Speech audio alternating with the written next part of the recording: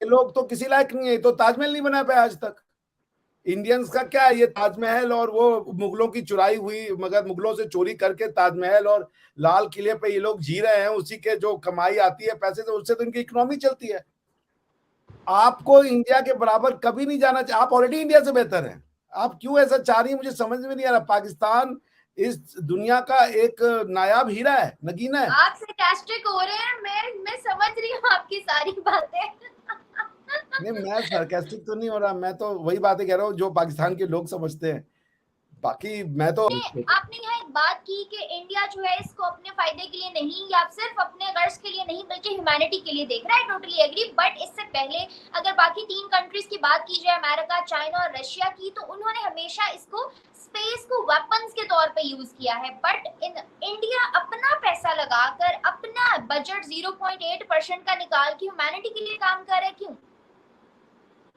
क्योंकि हमको पिछले 700-800 साल से ये हमको बता रहे हैं कि तुमको भगवान का पता नहीं है, कोई हमको बता रहा है तुम्हें पॉलिटिक्स नहीं आती, कोई हमें बता रहा है तुम्हें साइंस नहीं आती, कोई हमें बता रहा है कि तुम्हारे पास खाने पीने का तरीके नहीं है, कोई बताता है कि तुम्हें बिल्डिंगें बनाने नहीं आती, कोई कहता है हम ताजमहल नहीं देते तो तुम पिछड़े हो जाते। दुनिया कुछ भी आके बोल के चली जा रही है इंडियन को। आज वो सारे लोग जो हमको बताते थे कि हमारे पास कुछ नहीं है, वो तो खुद कुछ नहीं कर रहे हैं, लेकिन हमारे पास एक के बाद एक के बाद एक हम अचीवमेंट करते चले जा रहे हैं। तो ऑफकोर्स ये हमारे लिए एक बहुत सेल्फ जिसे आप कह लीजिए रीअश्योरिंग चीज है हमारे लिए। It is like redemption of India ना। इंडिया को जो 700 साल से सहन करना पड़ा, आक्रांताओं ने इंडिया की आइडेंटिटी को खत्म करने की कोशिश की, इंडिया के थॉट प्रोसेस को खत्म करने की कोशिश की, हमें बिलिटिल किया, हमें हमारा मजाक उड़ाया गया कभी कि ये तो बुत परस्त हैं, तो ये ऐसे हैं, तो ये मतलब हर बेकार की चीजों पे।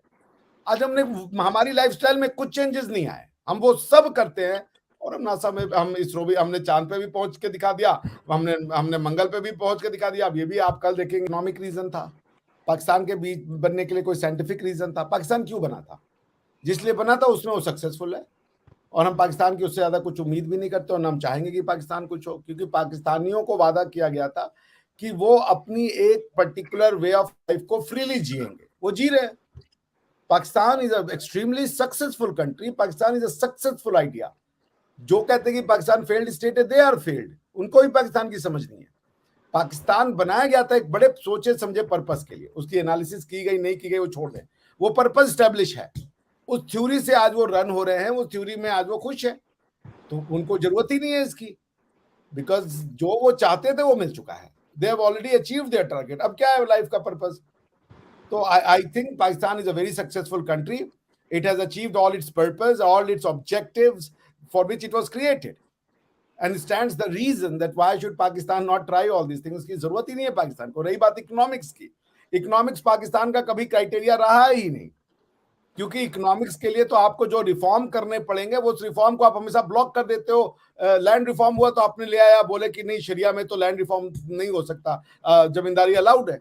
नंबर वन कि हमारे पास वो टेक्निकल और साइंटिफिक दोनों एबिलिटी है। साइंटिफिक ये कि हमको ये पता है कि चांद तक ऐसे पहुंचा जाता है। जब हम चांद के, पिछली बार हमने अपनी साइंटिफिक कुव्वत तो मनवा दी थी क्योंकि हम चांद पर पहुंच गए थे, लेकिन लैंड नहीं करवा पाए, वो हमारी जो है टेक्निकल फॉल्ट हो गई, टेक्निकल स्नैक हो गया वहां पे। This time we want to rectify our technical failure, और उसको हम अचीव करना चाहते हैं। तो ये जो टेक्निकल अचीवमेंट होगी, या जो ये जो जब हम ये तरीके के फीट अपना लेंगे, उसके बाद हमें जो मार्स में जाने पे और दूसरे जो हमारे और प्लैनेट है उस पे जाने में काफी कॉन्फिडेंस बूस्टिंग होगी, और दुनिया के लिए, मानवता के लिए हम और भी बहुत कुछ कर पाएंगे। तो इंसानियत की बात है। दूसरा ये कि जब आप ऊपर चली गई, तब ये Bharat, Pakistan, Bangladesh, America, Norway, Sweden खत्म। ऊपर आप पहुंच गई तो फिर आप इंसान हैं, क्योंकि वहां पे तो कोई पाकिस्तानी नहीं है ना। पाकिस्तानी तो आप पाकिस्तान के बॉर्डर के अंदर में होंगी। जब अर्थ नहीं है, आप अर्थ के ऊपर हैं, तो आप पाकिस्तानी हैं। आप स्वर्ग में, जन्नत में जाएंगी तो आप वहां पाकिस्तानी होंगी या इंसान होंगी? इंसान होंगी ना। तो जब आप ऊपर चली गई, जरा सा भी अर्थ के ऊपर, तो आप फिर ये पाकिस्तानी उकिस्तानी नहीं रह पाएंगे। अब जैसे जब हम दोजख में होंगे तो हम वहां पे इंडियन नहीं होंगे, हम वहां पे इंसान ही रहेंगे। बदल के क्या होगा? अगर आप बदलेंगे तो क्या बनेंगे? आप पाकिस्तान रहेंगे? आप बदलेंगे तो क्या बनेंगे? आपको आइडेंटिटी क्राइसिस हो जाएगी भाई। इस आइडेंटिटी क्राइसिस को मेंटेन करने के लिए आप कशकोल लेके सारी दुनिया में फिरते हैं। अस्सलाम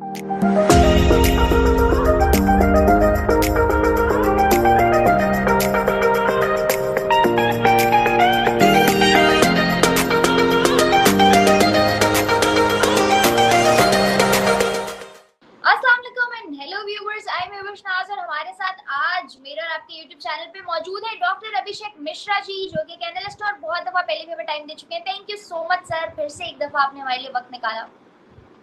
thank you Mahvish, it's always हमेशा मेरे लिए बहुत पुरसुकून बात होती है जब आप मुझे इनवाइट करती हैं अपने चैनल पे, तो ये मेरे लिए एक एजाज की बात और है। फिर भी बड़ी मुशक्कतों से आप टाइम देते हैं, देख लें। नहीं, ऐसा नहीं है। अब कभी कदार मिसकंसेप्शन कोई मसला नहीं है, आई कैन टोटली अंडरस्टैंड। खैर, player is all mine sir, thank you so much for your time. आज हम जिस चीज पे बात करने जा रहे हैं, भारत का बहुत इंपॉर्टेंट हिस्सा है जिसको हम डिस्कस करने जा रहे हैं, जिसके बारे में बहुत कम मुल्क हैं, जिसमें तरक्की के बारे में बहुत कम मुल्क सोचते हैं। पाकिस्तान का तो खैर दूर दूर तक उस चीज से कोई ताल्लुक ही नहीं है, लेना देना ही नहीं है। मगर आजकल हर जगह जो है ना, पीएम मोदी के सर पर बस एक ही चीज सवार है, जैसे कोई ख्वाब देख ले और उसको ताबीर के लिए निकल पड़े ना, इस तरह से पीएम मोदी इस मिशन के लिए निकले हैं। आप भी इससे नावाकिफ नहीं होंगे, चंद्रयान 3 के बारे में बात कर रही हूँ, जिसकी कॉस्ट 650 करोड़ जिसका बजट रखा गया, जो कि बहुत हैवी अमाउंट है। बट चंद्रयान 2 के कंपैरेटिवली इसका बजट लो करके रखा गया है। फर्स्ट ऑफ ऑल तो मैं और मेरे ऑडियंस जानना चाहते हैं कि इंडिया एक ऐसी कंट्री नहीं है जो कंपैरिजन अगर हम करें अमेरिका से या चाइना से, उनका मुकाबला कर सके अभी इस स्टेज पर। डेवलपिंग मतलब स्ट्रगलिंग टाइम पीरियड से थोड़ा ही अभी बाहर निकल रहे हैं, इतना ज्यादा नहीं निकले कि चंद्रयान स्पेस की तरफ चल पड़े। बट फिर भी भारत ने पहले चंद्रयान 1, फिर चंद्रयान 2 और 3 के लिए भी अब तमाम मिशन प्रोग्रेस कंप्लीट करके पाया तकनीक तक पहुंच चुके हैं और अनकरीब लॉन्च होने वाला है, बल्कि आज ही 14 जुलाई को ही लॉन्च हुआ है। खैर, क्या कहेंगे आप इस बात पे, भारत के लिए क्यों है इतनी इंपॉर्टेंट ये चीज? कि पहले तो मुझे लगता है कि ये सिर्फ भारत के दृष्टिकोण से नहीं देखना चाहिए, जो मानवता है उसके दृष्टिकोण से देखना चाहिए। अगर इंडिया सस्ते में चांद पे पहुंच रहा है, फ्रैक्शन ऑफ द कॉस्ट जो नासा का होता है, तो इससे सारी मानवता का भला होगा। जैसे आज आप पाकिस्तान की सड़कों में अगर आप गाड़ी चलाती हैं या कोई और उबर ओला लेती होंगी, तो वो सारी जीपीएस पे काम करती है ना। तो जीपीएस तो सैटेलाइट है, ऊपर से वो पूरा आपका जो नेविगेशन है उसको उसको उसको रेगुलेट करता है। तो इट्स फॉर ह्यूमैनिटी। देखिए, इंसानियत खत्म हो जाती है दो जगह पे, आपको समझना पड़ेगा। पृथ्वी में जब इंसानियत से मेरा मतलब है, गलत वर्ड यूज कर लिया, जो सॉवरेनिटी का कॉन्सेप्ट है, जो एक्सेसिवली लोगों के दिमाग में घुस गया है, वो इवन अर्थ में भी एक समय के बाद खत्म हो जाता है, जहां से हाई सीज शुरू हो जाते हैं। जब हाई सीज शुरू हो जाते हैं ना, इवन आपके अर्थ पे, वो हाई सीज किसी का हिस्सा नहीं माना जाता है। तो ये दुनिया में सारी लड़ाई ना सिर्फ और सिर्फ ये पृथ्वी के जो जो टुकड़े दिखते हैं, बिकॉज कि 72% of the earth is water, ठीक है ना। बाकी के वो जो टुकड़े हैं जिसपे हम इंसान रहते हैं, उसी की लड़ाई चल रही है। और अगर आप देखें कि अगर आप पूछें पाकिस्तान का जो पाकिस्तान का जो सी लिमिट है, जहां से कराची का बंदरगाह है, तो पाकिस्तान कराची में जो जो बीचेस हैं, उन बीचेस से कितना आगे तक पाकिस्तान जाता है, कहां तक पाकिस्तान जाता है। तो सारी दुनिया ने ये किया हुआ है कि भाई 12 नॉटिकल माइल और उसके आगे एक और 12 नॉटिकल माइल, 12 नॉटिकल माइल तक आपका सॉवरेन लैंड रहेगा, उसके आगे वो जो है स्पेशल इकोनॉमिक जोन हो जाएगा, और उसके आगे फिर हाई सीज शुरू हो जाएगा। तो जब आप हाई सीज में होते हो ना, तो हाई सीज पे कोई ह्यूमैनिटी नहीं लगती, अरे कोई सॉवरेनिटी नहीं लगती। वो दुनिया का है, वो मानवता का है, सारे मानव का है वो हाई सीज। उसी तरीके से जब अर्थ में एक पर्टिकुलर हाइट पे आप चली जाती हैं, अर्थ के ऊपर एटमॉस्फेरिक उसमें, तो फिर आप ना ये फिर सॉवरेनिटी के कॉन्सेप्ट से बाहर निकल जाती हैं। तो आप जो मून मिशन की बात कर रही हैं, ये इंडिया पाकिस्तान को नहीं देखना चाहिए, ये मानवों की बड़ी भारी अचीवमेंट होगी। हाँ, अनफॉर्चुनेटली इसकी रिपोर्टिंग ऐसे होती है कि जैसे लूनर मिशन को इससे पहले सिर्फ और सिर्फ सॉफ्ट लैंडिंग जहां तक कंसर्न है 3 देश कर पाए हैं, चाइना है, रशिया है, चाइना, रशिया, यूनाइटेड स्टेट। और अगर इंडिया कर लेता है तो India will be a 4th state, right. So कोई भी अचीवमेंट होगी, कल को हम अगर मून को कॉलोनाइज करते हैं, कल को हम मून से कोई मिनरल्स लाते हैं या कुछ भी इस तरीके का फीट जिसमें कि ह्यूमैनिटी का फायदा हो, वो हम सबके लिए फायदेमंद होगा। तो इसको ऐसे अगर आप देखेंगे तो आप ज्यादा अच्छे से समझ पाएंगे इसको, इंडिया सर और आपने इसको। आपने यहाँ एक बात की कि इंडिया जो है इसको अपने फायदे के लिए नहीं या सिर्फ अपने गर्ज के लिए नहीं बल्कि ह्यूमैनिटी के लिए देख रहा है, टोटली एग्री। बट इससे पहले अगर बाकी तीन कंट्रीज की बात की जाए, अमेरिका, चाइना और रशिया की, तो उन्होंने हमेशा इसको स्पेस को वेपन्स के तौर पे यूज किया है। बट इन इंडिया अपना पैसा लगाकर अपना बजट 0.8% का निकाल के ह्यूमैनिटी के लिए काम कर रहा है, क्यों? वेपन के तरह तो खैर वो इस पे आउटर स्पेस ट्रीटी में ये तो स्पेशली मेंशन्ड है कि स्पेस का वेपनाइजेशन नहीं किया जाएगा, तो ये इंफॉर्मेशन आई थिंक दुरुस्त नहीं है। देखिए ह्यूमैनिटी से मतलब मैंने सर आपको बताया। मैं इसको थोड़ा सा करेक्ट करती हूँ आपको। आई मीन टू से कि जिस तरह बॉर्डर्स के लिए चाइना उसको लद्दाख वाली साइड के लिए इस्तेमाल कर रहा होता है, रशिया अपने जंग के पर्पस के लिए यूज कर रहा होता है, इसी तरह वेस्ट जो है वो अपने पर्पस के लिए, तो हमेशा वो सिर्फ अपने जाती मफाद के लिए स्पेस को इस्तेमाल करते आए हैं, या मुल्क में पैसा लाना उसका मकसद होता था। फर्स्ट टाइम भी है, मोदी ने भी अपनी डिबेट में ये बात कही, फर्स्ट टाइम कोई ऐसी कंट्री उठी है जो इतने लो बजट के साथ इस प्रोजेक्ट को पाया तकमील तक पहुंचाना चाहती है, वो भी इंसानियत के लिए। क्या वजह है? देखिए इसके दो पार्ट है ना, इसको आपको समझना पड़ेगा। एक तो ये कि इंसानों ने कम बजट में कुछ करने का प्रयास किया है, इंसानियत की बात है। दूसरा ये कि जब आप ऊपर चली गई तब ये Bharat, Pakistan, Bangladesh, America, Norway, Sweden खत्म। ऊपर आप पहुंच गई तो फिर आप इंसान हैं, क्योंकि वहां पे तो कोई पाकिस्तानी नहीं है ना। पाकिस्तानी तो आप पाकिस्तान के बॉर्डर के अंदर में होंगी। जब अर्थ नहीं है, आप अर्थ के ऊपर हैं, तो आप पाकिस्तानी हैं। आप स्वर्ग में, जन्नत में जाएंगी तो आप वहां पाकिस्तानी होंगी या इंसान होंगी? इंसान होंगी ना। तो जब आप ऊपर चली गई जरा सा भी अर्थ के ऊपर, तो आप फिर ये पाकिस्तानी उकिस्तानी नहीं रह पाएंगे। अब जैसे जब हम दोजख में होंगे तो हम वहां पे इंडियन नहीं होंगे, हम वहां पे इंसान ही रहेंगे। आप समझ नहीं मेरी बात? तो मेरे कहने का आपसे मतलब ये है कि इंसानियत का ये जो दो पार्ट है, एक तो जो इंसानों ने इतने कम बजट में अचीव कर लिया, इतने कम बजट वो भेज रहे हैं मून पे लैंडर, और वो भी सॉफ्ट लैंडिंग जो इंडिया प्रयास कर रहा है, उससे अचीवमेंट ये होगी कि पिछली बार हमने शायद साउथ पोल पे जाने की कोशिश की थी, कोई चाइना के चांद के साउथ पोल पे लैंड नहीं कराया था।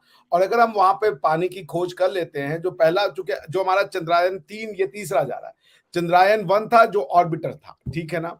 चंद्रयान 2 जो है वो सॉफ्ट लैंडिंग हमने कोशिश की थी, उसको लोगों ने कहा कि असफल हो गया। बेसिकली वो सफल नहीं हुआ, असफल नहीं हुआ था। उसका सिर्फ लास्ट का 5% जो ऑब्जेक्टिव क्राइटेरिया था वो नहीं मीट किया, क्योंकि हमने उसको पहुंचा तो दिया था चांद पे, बट हमारा पहुंचाने का पर्पस था सॉफ्ट लैंडिंग, और वो हो गई सॉफ्ट हॉट लैंडिंग, और क्रैश। कुछ ही फासला रहता था, वहां जाके जो है कनेक्शन खराब हो क्रैश गया लैंड था। कर गया। एग्जैक्टली।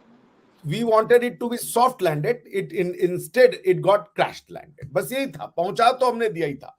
तो इस बार भी वही है कि अगर हम सॉफ्ट लैंडिंग की जो टेक्निकल एबिलिटी है उसको ऑप्ट कर लेते हैं, हमारा रोवर अगर वहां पहुंच जाता है, उसके बाद वो चांद के कई हिस्सों पे, जैसे रिमोट से आपने कभी कार खेला होगा ना, वो रिमोट से कार आप ऑपरेट करती हैं, उसी तरीके से हम उस रोवर को चांद के कई हिस्सों में पहुंचा करके वहां के मिनरल्स का, वहां के क्रेटर्स का, वहां पे जो रॉक्स पाए जाते हैं उनकी स्टडी करके, और बहुत सारे वो जिसे कह लीजिए इंफॉर्मेशन ले सकते हैं, which would be use for benefit of the humanity. That's why India is interested. America जो कर रहा है उसका इतनी कॉस्ट होती है, इतनी कॉस्ट होती है कि उसको ह्यूमैनिटी के लिए यूज करना बड़ा मुश्किल हो जाएगा, क्योंकि सबसे उतना वसूलना पड़ेगा पैसा अमेरिका को। ऐसा ही है जबकि सर, अगर नासा को और इसरो को कंपेयर किया जाए तो नासा से उतने प्रोजेक्ट्स जुड़े, जितना नासा पे अभी तक इन्वेस्ट हो चुका है उतना प्रोजेक्ट्स मुझे नहीं लगता इन फ्यूचर जुड़े रहेंगे जितने इसरो से जुड़ जाएंगे। और जैसे आपने सेफ लैंडिंग की बात की, सॉफ्ट लैंडिंग की यानी कि सेफ लैंडिंग, तो अगर अभी चंद्रयान 3 को लेकर बहुत ज्यादा एक्सपेक्टेशंस है इंडिया की, चंद्रयान 2 में या 1 में ऐसा क्या था जो 3 में इनोवेशन लेकर आए आप लोग, जिसके बाद इंडिया इज सो कॉन्फिडेंट कि हम चंद्रयान 3 से सफल होकर ही निकलेंगे?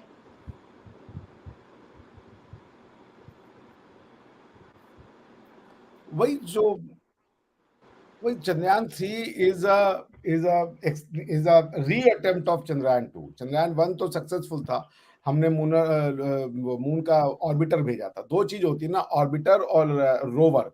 तो रोवर जब जाता है तो उसके साथ एक लैंडर जाता है जो कि वहां के सरफेस पे उतरेगा, फिर उसके बाद वो खुलेगा, उसमें से रोवर बाहर निकलेगा, उसके बाद वो अपना मशीन बन के रोबोट टाइप से सारी जगह पे ट्रेवल करेगा।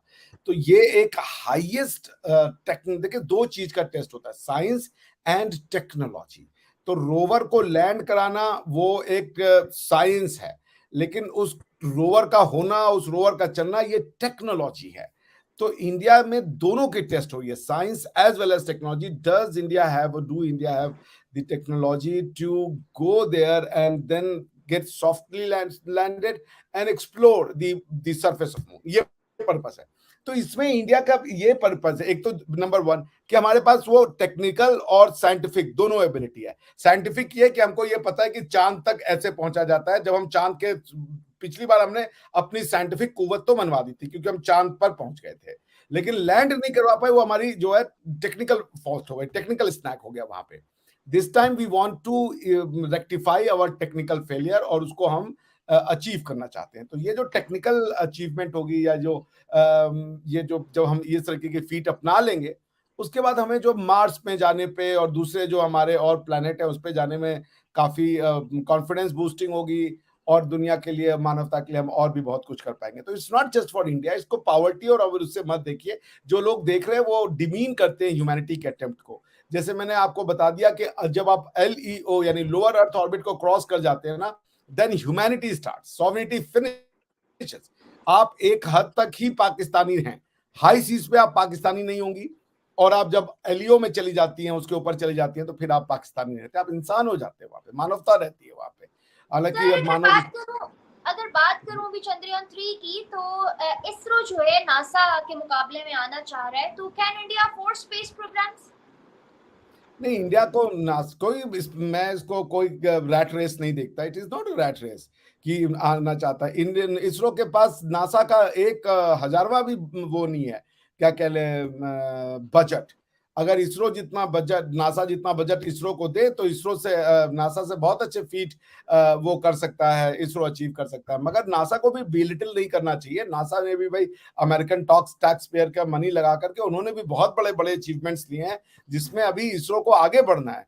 तो मैं इसको ये नहीं कहूंगा, अभी देखिए ये जो आर्मिटिस उसका नाम है, एग्रीमेंट अकॉर्ड जो साइन किया इंडिया ने यूएस के साथ, उसमें नासा और इसरो ने they have shook their hand कि अब हम कंबाइंड एफर्ट लगाएंगे ऊपर जाने का, या ऊपर की जो स्पेस को समझने की। तो इसको नासा वर्सेस इसरो मैं नहीं देखना चाहता, because it is at the end of the day, मैं बार बार कह रहा हूं कि it is at the end of the day for all of us. तो नासा के पास पैसा है, और नासा ने जो अचीवमेंट दी है वो माइंड बॉगलिंग है। उसके लिए हम सबको नासा का प्रशंसा करना चाहिए, उनकी एबिलिटीज का प्रशंसा करना चाहिए। उनके पास ऐसे रॉकेट्स हैं, जब वो, जैसे हम मार्स पे गए, उन्होंने मार्स पे अपना लैंडर और रोवर भेज रखा है भाई आज की डेट में।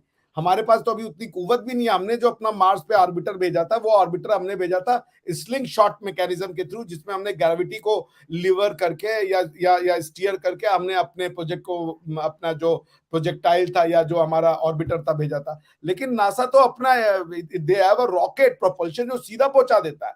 तो हमारे वाले ऑर्बिटर को पहुंचने में ही 170 या कुछ दिन लगे थे, लेकिन नासा ने उसी डिस्टेंस को 4-5 दिन में ही कवर कर लिया था।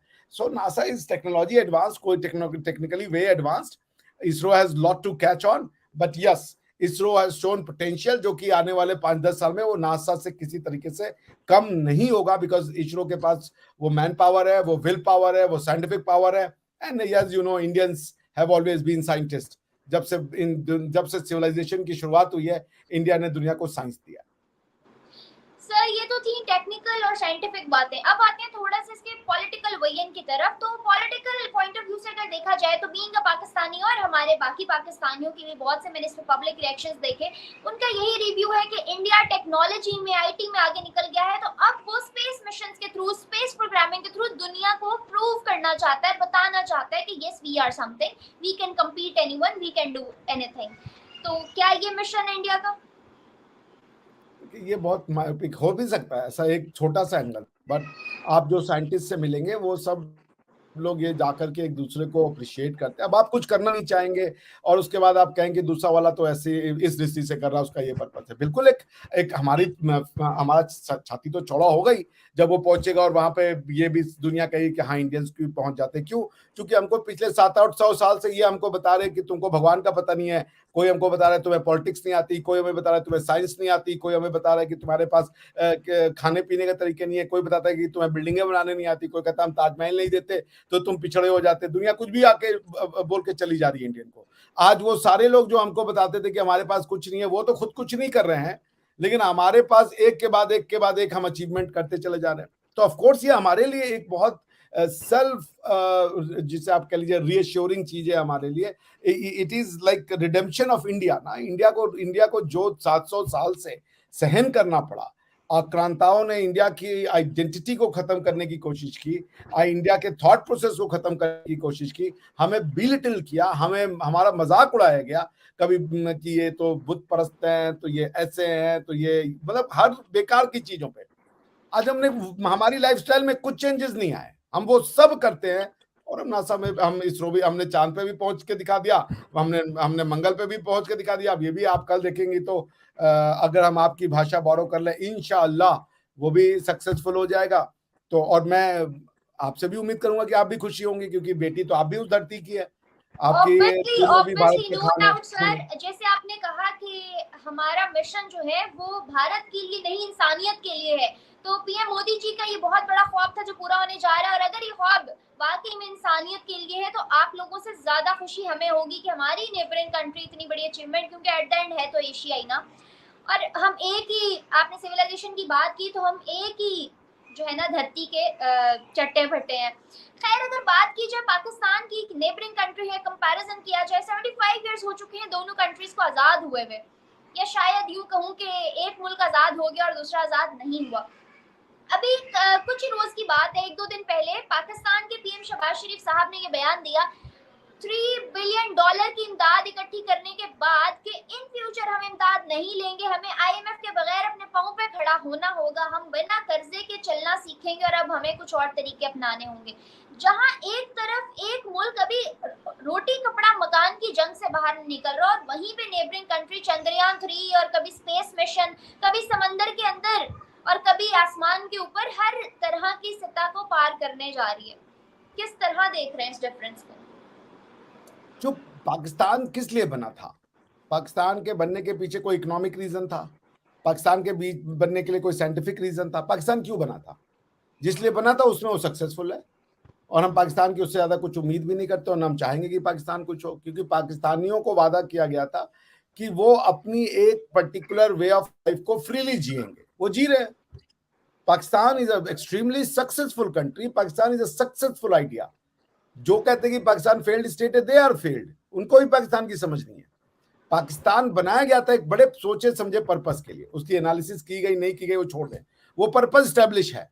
उस थ्योरी से आज वो रन हो रहे हैं, उस थ्योरी में आज वो खुश है, तो उनको जरूरत ही नहीं है इसकी, बिकॉज जो वो चाहते थे वो मिल चुका है। They have already achieved their target, अब क्या है लाइफ का पर्पस? तो I think Pakistan is a very successful country. It has achieved all it's purpose, all it's objectives for which it was created, and stands the reason that why should Pakistan not try all these things की जरूरत ही नहीं है पाकिस्तान को। रही बात economics की, economics Pakistan का कभी क्राइटेरिया रहा ही नहीं, क्योंकि इकोनॉमिक्स के लिए तो आपको जो रिफॉर्म करने पड़ेंगे वो उस रिफॉर्म को आप हमेशा ब्लॉक कर देते हो। लैंड रिफॉर्म हुआ तो आपने ले आया, बोले कि नहीं शरिया में तो लैंड रिफॉर्म नहीं हो सकता, जमींदारी अलाउड है। तो लेकिन सर आपके जीने के लिए तरक्की और दुनिया के साथ उठ खड़े होना और ये तमाम चीजें बहुत जरूरी हैं। वो जो एक नजरिया था उस दौर के मुताबिक सही था, बन गया, मगर अब जैसे जैसे यूथ को अकल आ रही है, लोगों को समझ आ रही है, लोग पढ़ रहे हैं, एजुकेशन आ रही है, इलिटरेसी से बाहर निकल रहे हैं, डोंट यू थिंक सो कि अब बदलने की जरूरत है? मैं नहीं समझता बदलने की जरूरत है, मुझे तो लग रहा है बहुत अच्छा जा रहे हैं आप। बदल के क्या होगा? अगर आप बदलेंगे तो क्या बनेंगे? आप पाकिस्तान रहेंगे? आप बदलेंगे तो क्या बनेंगे? आपको आइडेंटिटी क्राइसिस हो जाएगी भाई। इस आइडेंटिटी क्राइसिस को मेंटेन करने के लिए आप कशकोल लेके सारी दुनिया में फिरते हैं। कोई बात नहीं क्योंकि सर, जहाँ इतने क्राइसिस एक हो जाए तो। हेलो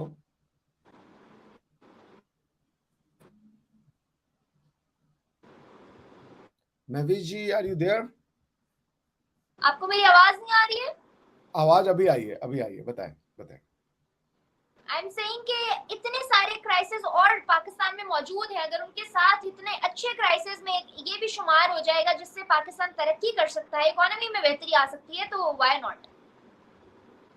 अगर आप करना चाहते हैं तो मुझे तो लगता है वो पाकिस्तान की जो आइडिया है उसका तो उसका अपोजिशन हो जाएगा। भाई मैं कह रहा हूँ पाकिस्तान एक अत्यंत ही it's a very advanced country, nuclear मुल्क है, ये न्यूक्लियर ताकत है, न्यूक्लियर बॉम्ब है आपके पास। साइंस और टेक्नोलॉजी की सबसे बड़ी अचीवमेंट होती है न्यूक्लियर बॉम्ब। कितने कंट्रीज के पास है? आपके पास है। पाकिस्तान जो है, जो उसका ऑब्जेक्टिव था, जो वो बनना चाहता है, उसमें वो नंबर 1 कंट्री है। आज कहीं भी आप देख ले, कोई आतंकवादी घटना पकड़ी जाती है, आपका कोई एक दो आदमी पकड़ा आता है उसमें से। तो आप और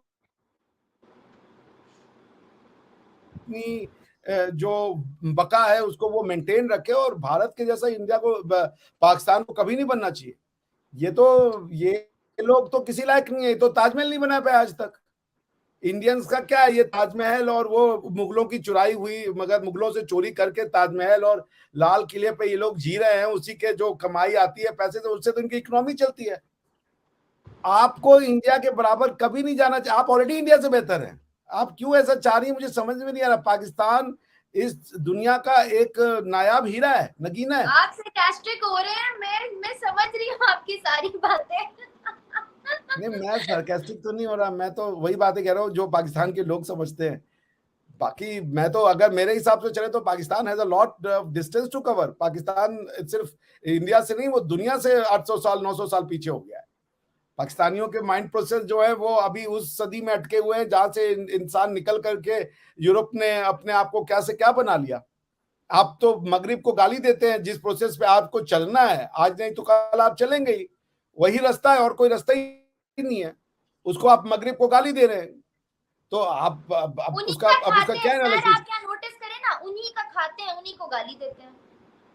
नहीं, वो तो फिर देखिए ऐसा है ना कि वो तो वो किसी का नहीं मानते, खाते हो तो कहते सब अल्लाह मियाँ ने दे दिया है, तो वो किसी का मानता ही नहीं है, वो कहते सब अल्लाह मियाँ ही दे रहा। वो तो हमने आपके एक बहुत ये बात, इस चीज का बहुत बड़ा विटनेस ये है कि 2 दिन पहले पाकिस्तान को $3 बिलियन का कर्जा मिला है यूएई और सऊदी अरेबिया से, तो नवाफिल अदा किए गए हैं, अल्लाह का शुक्र अदा किया गया है, शुक्राने के नफल पड़े गए हैं, दावतें की गई हैं पाकिस्तान के अंदर कि अल्लाह की तरफ से इमदाद हुई है।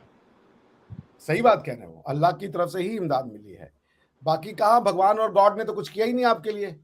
ये तो वेस्ट वाले तो गॉड को मानते हैं, तो आपको बेसिकली गॉड की तरफ से $3 बिलियन मिला है, अल्लाह की तरफ से $2 बिलियन मिला है डिपॉजिट के लिए, क्योंकि ये कंडीशन थी सऊदी अरेबिया की कि अब होता यह है कि जब आप लोन लेने चाहते हैं तो एक आपको रिजर्व अमाउंट दिखाना पड़ता है, तब उसके अगेंस्ट में लोन एक्सटेंड होता है।